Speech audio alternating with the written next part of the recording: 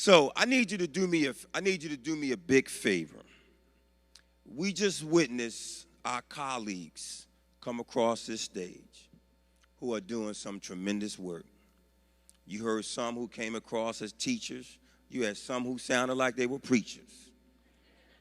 But the most important message and the one common theme that you heard, well, these were people who all love on their kids. And I think that if the Eagles came in this room, now you got to remember, every time you clap, you're using my minutes. And we on a shared family talk plan. Now I know I might sound a little ungrateful, but every time you clap, you're taking my time away, and I value. See, here's the problem, and as a principal, see, I'm a full-time principal. I refuse to leave my job. I love getting yelled at. I love being told that I'm the reason why my students are not successful and don't behave in school and at home, and it's my fault, and it's my program. And sometimes I have to nicely say to some parents that if your program was working, I wouldn't have to use mine, right? But I also am wise enough to know as a parent myself that parenting is not easy. I got 2 girls, 13, 17, and you ladies are high maintenance at any age. And I took women's studies twice in college. So I tried my best to be prepared. So I understand what life is like as a parent, but I also know that these children cannot succeed without the love and support of dedicated and committed educators like you. And if the Eagles walked into this audience, in this room right now, and didn't say a word, they get a standing ovation. We be yelling and screaming. You saw the folks out there yesterday. It looked like Lombardi Gras out there, the way folks were acting for the Eagles. And it's great because we've been waiting for decades. But you are the champions for our children. And so I think that these folks who have been recognized today deserve a resounding round of applause, a resounding thank you for all that they do, right? Let's give them a standing ovation that they deserve. Because they don't win a Super Bowl once in 52 years. For some of these children, they win the Super Bowl every year. And I want to thank you. I know I might have made some of you uncomfortable, but I want to thank you because they don't do it for the applause, and you know it because you do the same work. They do it because they've been called to do it. And I also know it might have been a little hard for you to stand up after you walked here from that hotel, because that's not a short walk. I felt like I ran a 5K to get over here. So I said, see, National Title I folks to make sure we are in shape for our children.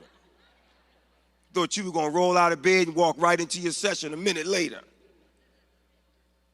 But that's what we do.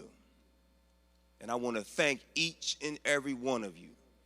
I especially want to thank the one teacher who came up and started rapping and forgot her lines. Right? Because where are you? Right? Oh, they pointed you out. They didn't just raise their hand. They said what she said. It was her, not me. But think about how many children every day forget their lines. Every day. But there's someone in that building. There's someone in that school, someone in that community center. There's someone in their family, someone who's there to make sure, you know what? You can start all over again. And I'll be there for you. And it's the reason why I'm proud to be a part of this profession with you. It's the reason why I'm proud you are here in my city. It's the reason why I was proud to have Karen introduce me. We both grew up 15, 20 minutes right from where you're sitting right now. And right now where you're sitting, you're 15, 20 minutes away from children who are living in communities where the cost of living is going up and the chance of living is going down. And not just in Philadelphia, but in many cities. Not just in the city, but in rural areas. And even in suburban communities, our children are struggling. And if not for dedicated and committed adults, like you who simply say to a child, you can be me because I was once you. That's what those children want to hear. And they want to know that you care. And that's why as Title I schools, we don't major in the minor. I witnessed it today when I saw each and every person come up and how proud they were to talk about the schools. Wow, I love the fact that you required everyone to give a proud fact, a fun fact, because as educators, we're somehow now afraid to brag on our schools. We somehow minimize what we do and what our children do for some reason because we don't want to shine a light on our children or shine a light on our work because it may somehow offend someone else. Well, folks, I'm going to tell you something. From these testimonies you heard today, you know that the view of a school from the outside looking in is much different from the inside looking out. There are people doing amazing things with our children, and the one thing we don't do is major in the minor. That's why this year I asked my staff that if a child needs a pencil, give them a damn pencil. And I know you're afraid to clap, and that's okay. Because, you know, as a principal, I can write you up. But I'm not doing that today. Because today is about love. There's a young man named Joshua Dickinson. He's a teacher in Georgia, I believe. Wrote a poem called I Ain't Got a Pencil. And I read this poem, and I thought, because last June, on the day of our kindergarten graduation, in Wilmington, Delaware, and Wilmington is a very struggling community, one of our kindergarten students was shot sitting in his mother's car on life support, on the breathing tube. And I watched his teachers, his kindergarten teachers, the way they rallied around his mother, the way they supported that family, as I truly learned that we don't get in this business to become administrators. We get in this business to become teachers. And we will always be teachers. An administrator simply means you're adding to the ministry. But the calling is simply that we teach, we love, we develop. We don't give up. That young man's poem starts with, I woke up early one morning, I had to wake myself up, and I'm paraphrasing a little bit because we don't have an alarm clock. Search for my clothes in the basket because nobody washed my uniform. Brush my teeth and wash my face in the dark because our lights ain't on. Got my baby sister ready for school because nobody home. Got to school early so we can get us a good breakfast. We know that story, right? Then I made it to class. And my teacher fussed because I ain't got a pencil. These are the stories of our children every day. Some of these children do more in one morning than some of our colleagues or friends do in an entire week, simply to be in front of you so you can bless them one more day. And folks, I'm sorry if I come across like a preacher. I promise you I'm not. You will know because this session will end on time. No disrespect to my preachers.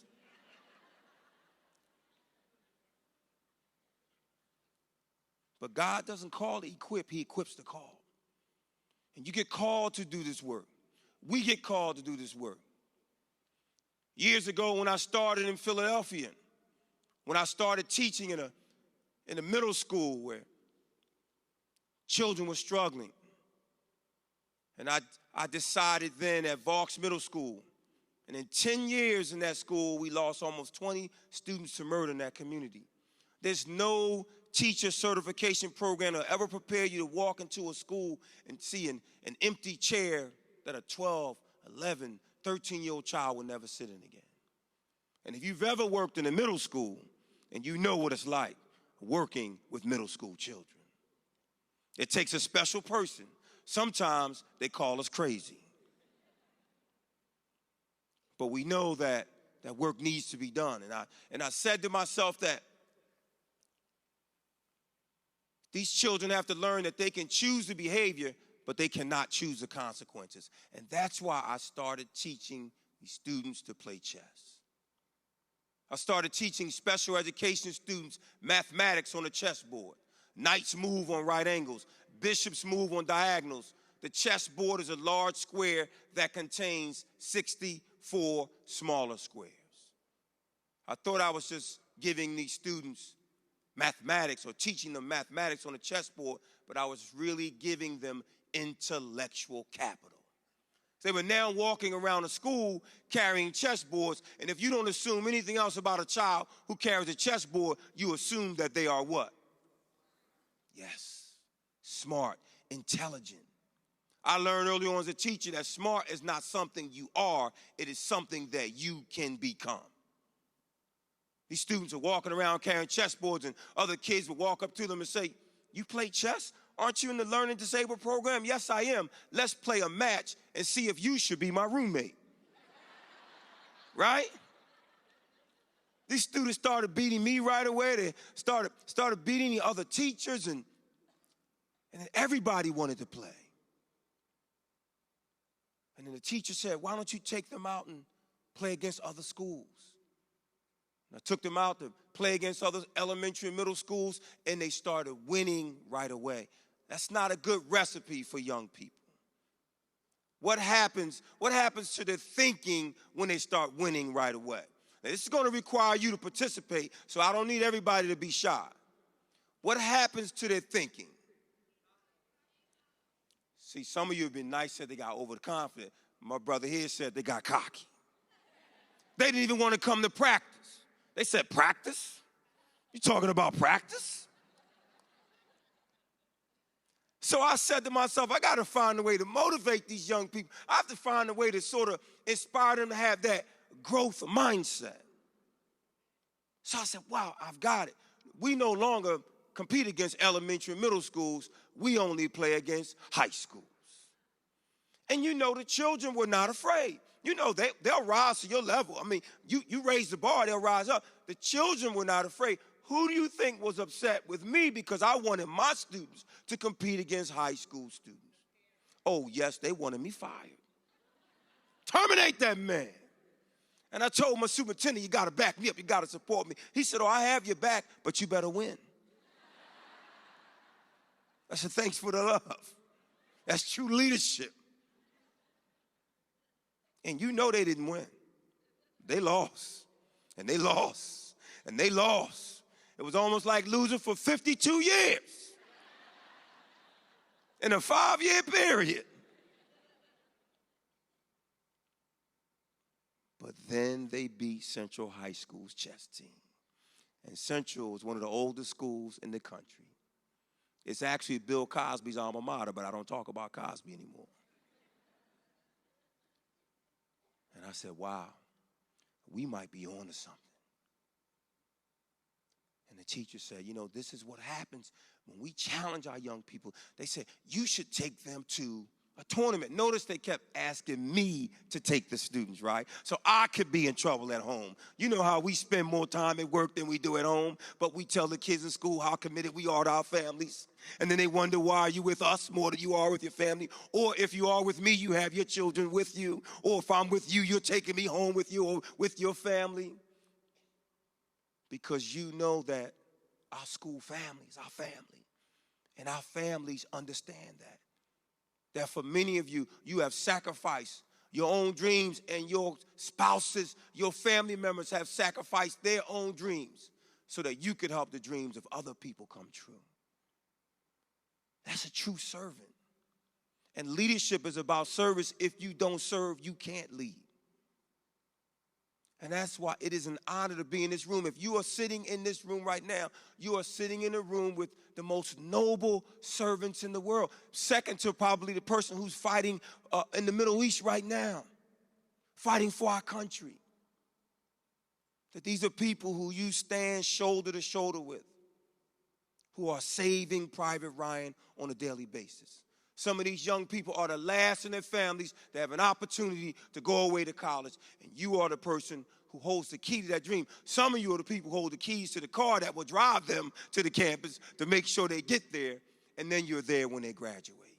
I hear the stories, and that's what inspired me. My own teachers high school teachers helped me and supported me. That's what drove me to help these children.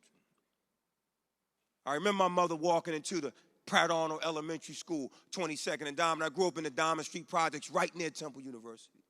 My third grade teacher was a young white female, not from our community. My mother walked in and said, I have 6 boys, my next to the youngest. One of my children must graduate from college. My teacher had every reason to say, I can't focus on your son. I have 25 other students, 30 other students to support. That's not what good teachers do. Excellent teachers move ordinary children to do extraordinary things. She worked with my 4th grade teacher, who was an older African-American female, had been at our school about 30 or 40 years. We thought she came with our building. Had about 10 after-school programs, and not one had a title. They were all called Get In Here. And we got in. See, you got that one teacher, you just listen. Doesn't matter what they say, you listen. Those 2 ladies helped me to get into the Masterman School and went on to Simon Gratz High School and thought I could become a professional basketball player and skip college. And my teacher said, son, you are not going to the NBA. I said, why would you say that? They said, son, you can't even jump over a credit card. You're not going to the NBA, but you're smart enough to get an MBA. Why don't you go away to college and come back and support the same community that supported you? And they were right. And I came back and started teaching and saw in those children what those teachers saw in me. So I decided in February 1997 that I would take them to a tournament, and not just any tournament. I took them to the U.S. Amateur Team Championship, the largest team versus team event in the world, larger than the Olympics, in Parsippany, New Jersey, right near New York. Loaded the students up in the van, 15 students. We arrived at the Parsippany Hilton Hotel when I told the students when we arrived. Whatever's in the van when we arrive, I want it in the van when we leave. Don't bring any of that hotel back to the school. And they promised me they wouldn't. Because, some of my children think they own a moving company. First round, my students were matched up against Bucknell University's chess team. Remember, there was no age limit. One of their players was a graduate student who had come back to play with his friends. And I told my students, you remember when we started playing those high schools? We lost, but eventually we will win. And I was proud of them after the match because they were not upset. Because that's what we want in our children. Learn how to become resilient. See, teaching children to be resilient is not about teaching them how to be successful. It's about teaching them how to respond when they are not successful. That's resilient. When failure is the norm, resilience becomes second nature. So I had to change my whole narrative because I was one of those teachers where, failure is not an option in my class when it should have been an option. So I learned that with these children, I had to support them when they struggled, and I was proud of those students. After the match, they said, yeah, but there's one issue, Mr. L. We beat that team. So I went to find a graduate student. I said, sir, what happened? He said, I have 2 questions for you. Are these middle school children or midget adults? He said, who's the chess master that works with them? I said, sir, we're from a poor school district. We can't afford to pay a chess master. These children are surrounded by teachers who teach them every day that success only comes before work in the dictionary. They work hard. They struggle, but struggle is learning. The next day, one of our young 12-year-old players was matched up against a guy in his mid-40s, had been playing over 20 years, an expert-level player, and all of the coaches were upset. And the New York coaches said, let's go, we are going to complain. And I went to the tournament director and said, this is so unfair. And he said, sir, we use a Swiss system. We match the top players against the bottom, and they work their way toward the middle, but you need to look at the chessboard. So I went to look at the chessboard, and it looked like my young man was winning. But remember what I taught those special education students, that chessboard is a large square. It's the same on all 4 sides. I thought I was on the wrong side of the board, but this young man was truly winning. It was the first time in 35 years of U.S. chess history that a novice player had defeated an expert-level player at this tournament. After the match, the young man's name was Demetrius, but we called him Meat. His mother was from South Carolina. He said, Meat, how'd you beat that guy? He said, I don't know, Mr. L. His friends were bringing him beer and making noise. I was ready to give up. He said, but then I thought about all of the people who helped me make it here, because his family had been evicted right before the tournament. So the teachers and folks from the church all pitched in and purchased him some clothing for the trip. And of course, he wanted Sean John and Air Jordan. They were able to get him some Air Gordons, and he was happy. And he said, I thought about those people, Mr. L, that helped me get it, that didn't even know me. And he said, I left it on the table for them. And he said, after a while, it was like somebody else was moving the chess pieces. And he said, I made one move, and it took the guy 30 minutes to move, and I knew I had him. And the tournament director came over, and the tournament director said, you know, we had a chess master analyze his game, and that young man's thinking was superior not only to his opponent, but to you, coach, and most of the adults who were watching. He said it was like some higher power was helping him play this game. He said, we're going to write an article in Chess Life magazine. It's the largest chess magazine in the world about your students. He said, but we also want to treat your students to dinner in the hotel restaurant. I said, sir, you don't want to let my kids in your restaurant. I said, you give me a few dollars, I'll take them to McDonald's and they will be happy, trust me. He said, no, we want them to eat in that hotel. I said, this is a Hilton hotel. So I gathered the children up, and you know, and these chess tournaments, these matches are 9, 10 o'clock at night. And they start at 8, 9 in the morning. And I gathered them, and we went in outside the hotel, and I said, listen, the menu's outside. Read the menu. When you go inside, if you can't pronounce it, don't order it. They went inside and proceeded to order filet mignon, crab biscuit. That was their experience. See, you know our children. See, there's a large achievement gap, but there's also a major exposure gap. And most researchers will tell you, right? See, there you go clapping again. See, you're gonna go over your data. Most researchers will tell you the children we work with, if they are not going to school, 3/4 of the trips that they take by the time they're 18 will be within 5 to 10 miles of their home. They learn through you. They learn through the cultural connection that we make as you fellowship. See, this is corporate fellowship here. As you fellowship with these educators from all around the country, from around the world, you will be able to connect with them, but you will also be able to connect your children. It's important for our children to see what the world is like. The world is much different than the picture that's painted on television. There are people from all races, all religions who work together every day to help every child become successful so that every child goes home and is able to say that I know that somebody loves me. Because see, my motto is that every child deserves to have at least one person be crazy about them. Every child should know that feeling. So when those children were at that tournament winning, I knew that I made a major step toward sort of building this relationship with children that will last a lifetime. And those students in that same tournament went on to defeat a team of 4 men whose combined age was over 200 years, never done before. They won first place and went on in April of the same year in 1997 in Knoxville, Tennessee, and won the National Chess Championship. Arnold Schwarzenegger came to visit our school, bragging about how he makes everybody play chess on the movie set, and you're talking about, golf and technology. And I said, Arnold, those things are great. You can even talk about terminating people, but don't talk about chess in our school. He said, no, I learned when I was young, and, I make everybody. And then he made a big mistake. He challenged one of my kids, and he challenged one of the girls. I said, Arnold, no, not the girls. They treat the pieces like offspring. They play hours and will never trade a piece. It frustrates my boys. Play one of these guys, they love video games, they play a couple minutes, they'll let you win. He said, no, I want to play her. Little Denise Pickett, pink glasses, honor roll student.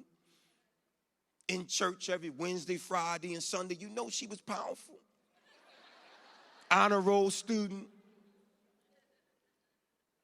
But she also was one of the top 50 female chess players in the nation in the age division. I said, Arnold, don't fool with Denise.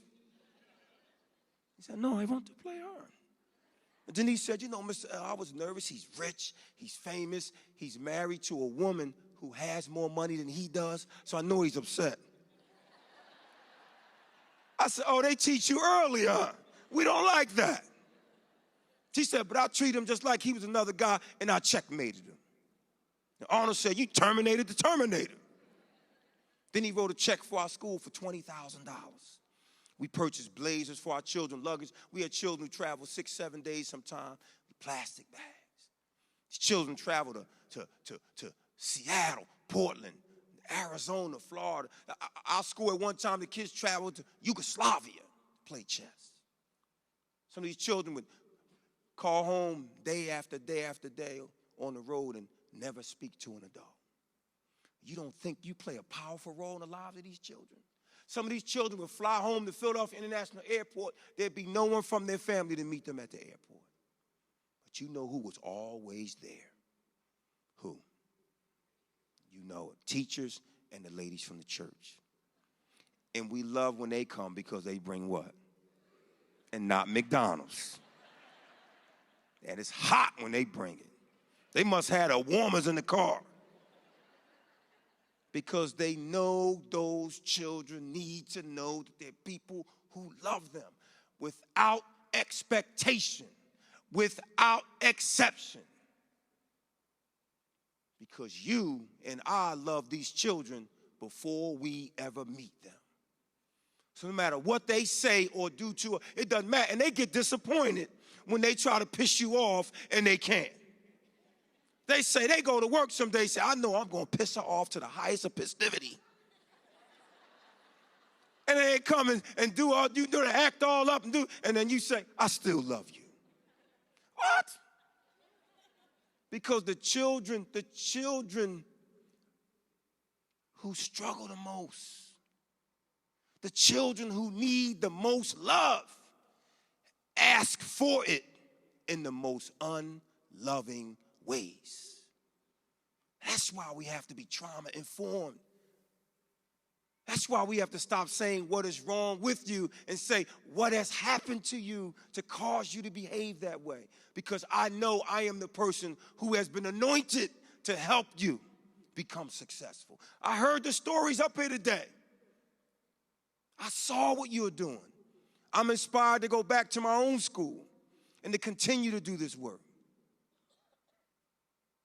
There are 4 key concepts that I think are so important in our battle, in our struggles to help our children. 4 of them, and they all begin with the letter C. The first one is that we must be crazy about our children.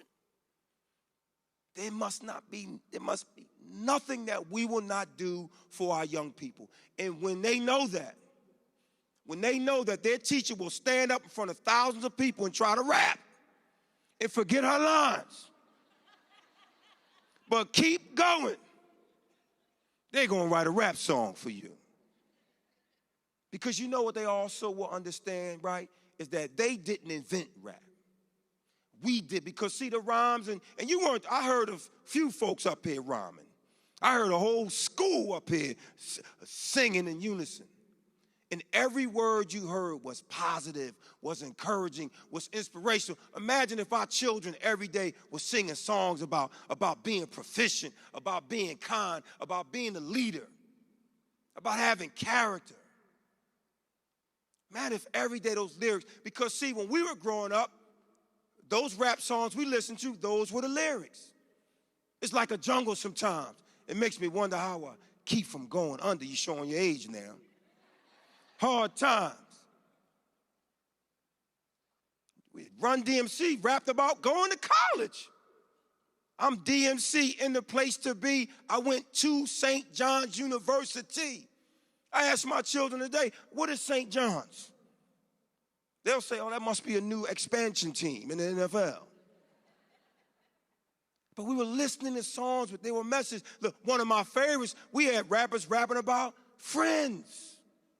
How many of us have them, right? You remember friends? Friends is a word we use every day. Most of the time you use it in the wrong way. Now, I'm going to get some audience participation here.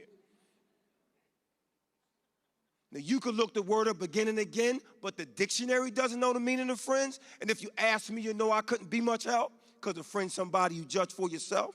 Some are okay and they treat you real cool, and some mistake your kindness for being oh, very good. You like to be with some because they're funny. Others come around when they need some. Oh, everybody was on that. Some you grew up with around the way and you're still real close to this very day. Homegirls through the summer, winter, spring, and fall. And then there's some you wish you never knew at. This list goes on again and again.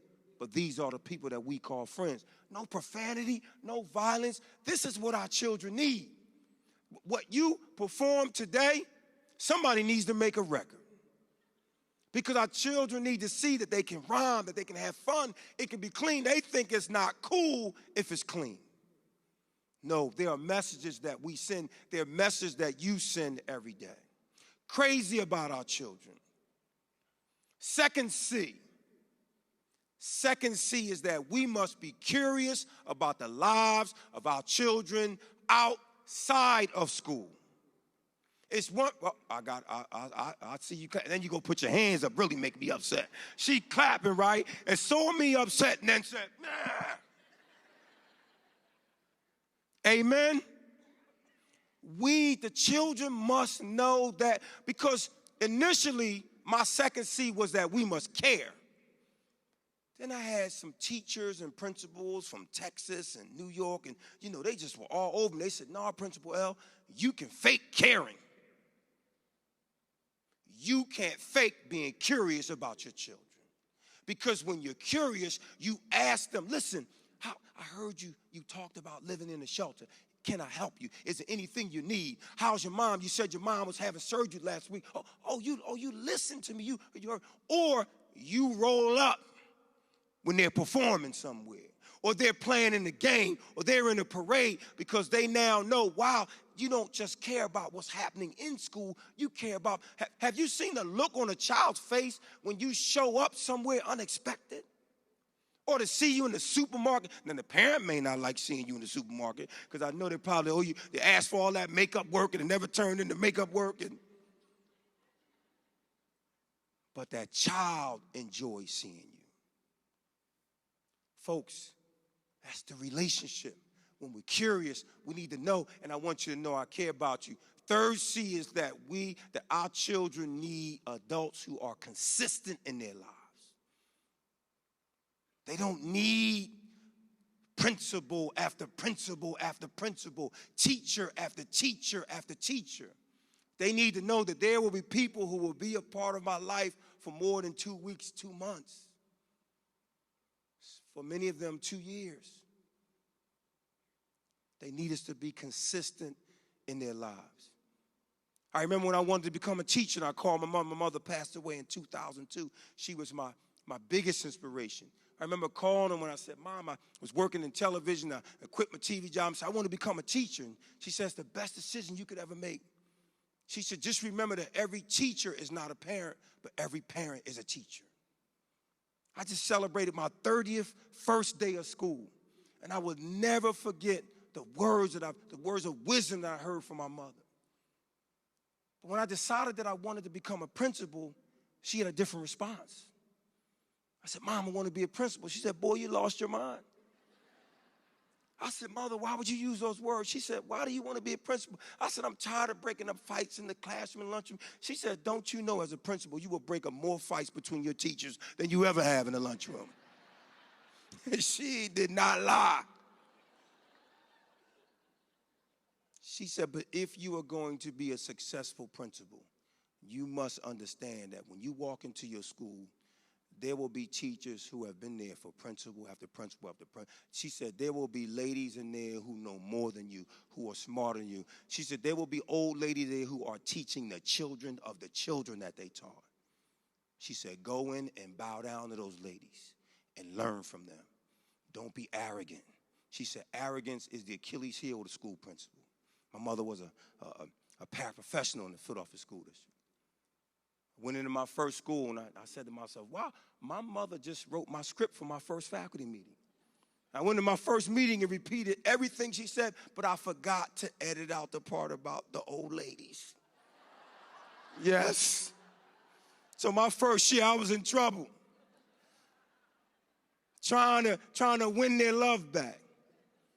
But those words were so important for me. I don't think I would be here today. Next year will be my 20th year as a principal. I don't think I would not be here today if I didn't get that message from my mother that if service is beneath you, then leadership is beyond you. So important when you go in, you are there to serve. It is the duty of the administration to serve the people, not the people, the administration. That's how I have survived. So when a teacher comes in and she's coughing, I'm making hot tea and I'm up in her room and oh, principal, you really care about me. I do, but I also covered your class when you were away at the Title I conference. Your kid's a handful. You can't be out anymore this year. That's service with a smile. See, I play chess too. So I know how to make the right moves. But so important for us to be consistent in our lives. And finally, we must develop a culture of love and support for our children. And I think that was the theme that I heard up here today. Every one of their schools, you walk in and immediately, in 5 seconds, culture is like the oxygen in the building. You walk in, just breathe. You just want to suck it all in. Because there's so much positivity. Did you see how these folks were? You see how they supported one another? The culture of togetherness, the culture of unity. We must become more united, not untied. The same word spelled differently. Same letters. United, not untied. That's how our children are able to become successful. So I came to you today simply with a message of thank you for your service. Thank you for hanging in there with children that most of society has forgotten. The children that many people who have been told that, yeah, you are in an alternative school, you'll never be successful. But there were adults who said, no, we will edit this story. We will turn it around, and we will help you become successful. That was my goal when I became a principal. That was my goal when I became a teacher. And I know that our children can be successful as long as the adults in their lives care enough not to give up. And I know I'm preaching to the choir folks, but the choir needs to be inspired too. Because you're on those front lines every day. And my first year's principal was tough. But it taught me that this is not going to be an easy road, so you better get tough. And I complained to my pastor, and he said, listen, you need to understand the price of leadership is conflict. So you got to go in and embrace that every day.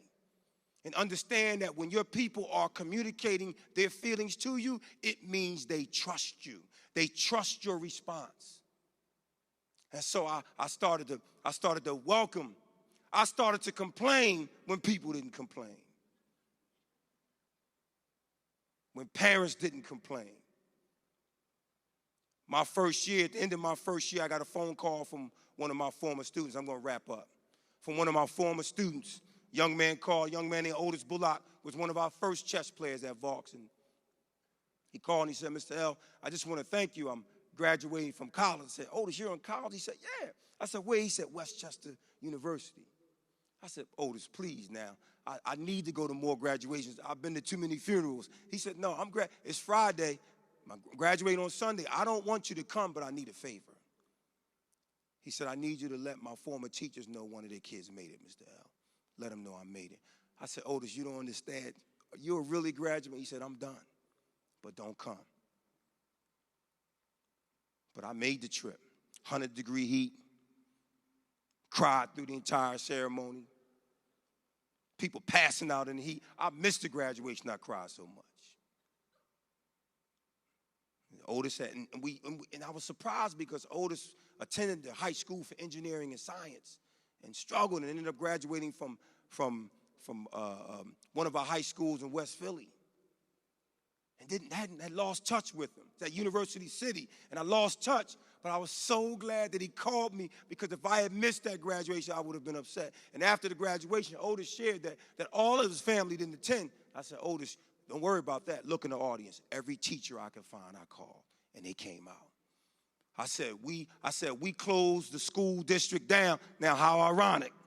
We closed the school district down when schools win the state championship. I didn't think we'd ever win the Super Bowl, so I didn't want to use that example. So we close our schools down when our kids win the state championship. We need to dangle the academic carrot for our kids. We need to come out, and they came out. That was in June of 2000. In May 2004, that young man, Otis Bullock, graduated from Temple Law School. And it was the proudest moment of my life. And the same teachers who were there at Westchester came to support that young man. And I'm sure that through law school, when he struggled, he thought about those people who supported him. Those people who cared enough, that were crazy about him, who wanted to be consistent, because when they come see you, when you graduate from college, these are people who want to be a part of your life. So you all have students like that. You all have students where you have been that one person to help them overcome those barriers. You have been that person who just simply said to a young person, you're smart, you're beautiful. And for some of them, it's all they need to hear, and to know that you will be there. Not just that you will help, not just that you have high expectations, but that you will be the person to help them meet those expectations. And if you need a pencil, damn it, I'll give you a pencil. If you need a ride to college, I'll give you a ride to college. Because in Title I schools, folks, we don't pray for a lighter load. We pray for a stronger back. God bless you, and thank you very much.